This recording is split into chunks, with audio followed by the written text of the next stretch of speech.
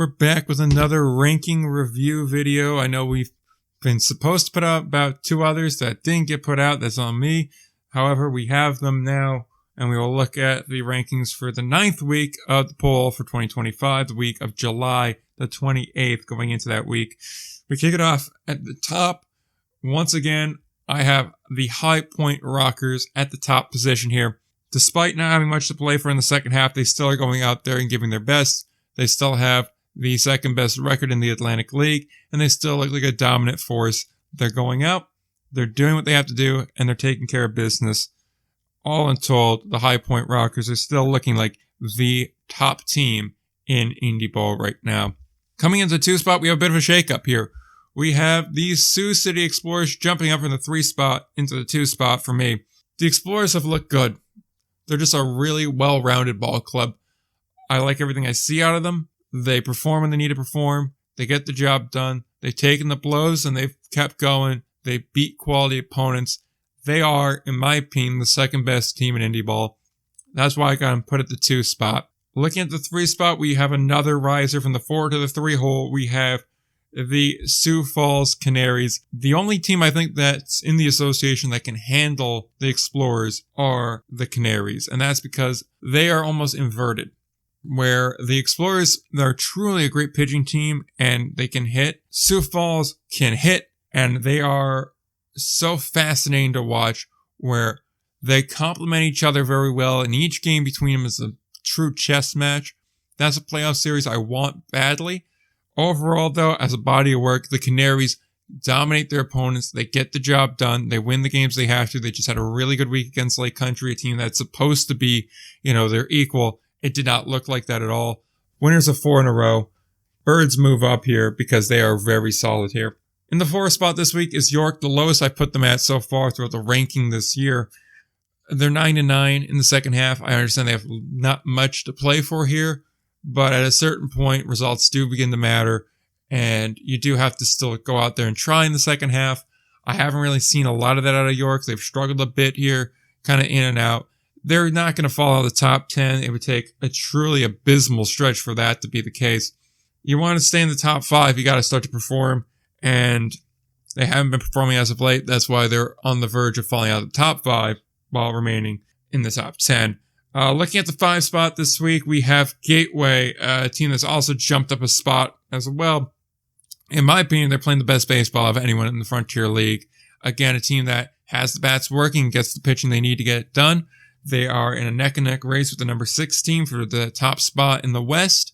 And it's a shame that one of those 2 teams is going to get stuck in a wild card. I think when it's all said and done, they can have a better record than Quebec will have. And they played just better baseball than Quebec has as of late. I like Gateway a lot. I think they're a top team. I think they're a real threat going forward. Same thing with the number 6 team this week in Schaumburg. The Boomers have essentially been doing the same thing Gateway has. They've been showing it to the ballpark, winning the games they got to win, doing it convincingly more often than not. They are getting reinforcements in the form of Chase Dawson coming back as well. That's a huge notch in their favor here. And they look to be not only hot, but really strong and a really top performer in their division here. In the same way we look forward to the Sioux playing each other. In the American Association, I look forward to Gateway and Schaumburg going toe-to-toe in the postseason in the Frontier League. We have the last Frontier League team coming in at number 7 this week. It is the Quebec Capitals, a team that has slid now. They started off week 7, July 14th week in 5. Then they fell, barely held on to that 5 spot the following week. And since the beginning of the month, they have went from 4 down to 7 now. I understand they have the best record. I understand that they're 46-20, handedly in control of their division and their conference. I understand all that. They've also played poor baseball as of recent. They're losing games they shouldn't lose. They're on a 4-game skid at the moment. They're 4-6 in their last 10. That's not really looking strong. They also get dinged for being in the Frontier League. So teams that are in leagues that are above them, mainly the Association and the Atlantic League, they have more rope to work with and they climb quicker.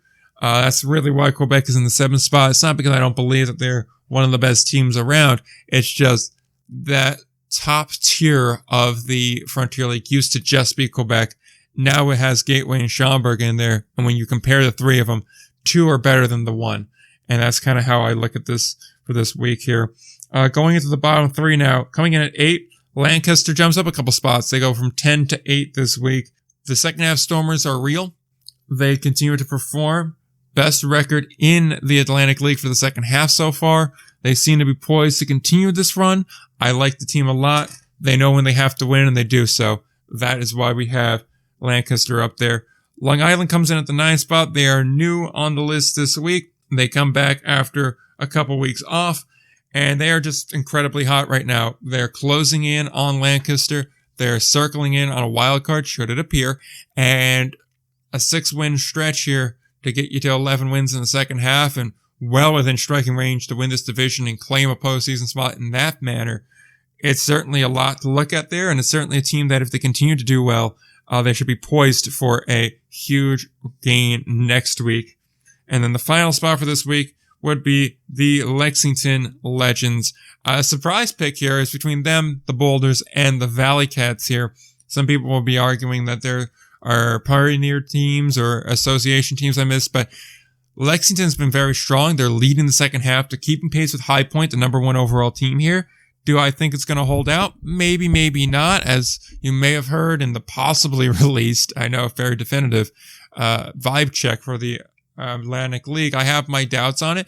But at a certain point, my doubts take a back seat to results, and they've proven themselves at the start of each of these halves so far. Put him at the 10th spot as a vote of confidence in him. Let's see if that's rewarding. Let's see if they hold on to it. And so that is what we are looking at here. If all goes well, we'll be back next week with another ballot review. But until then, don't forget to play ball.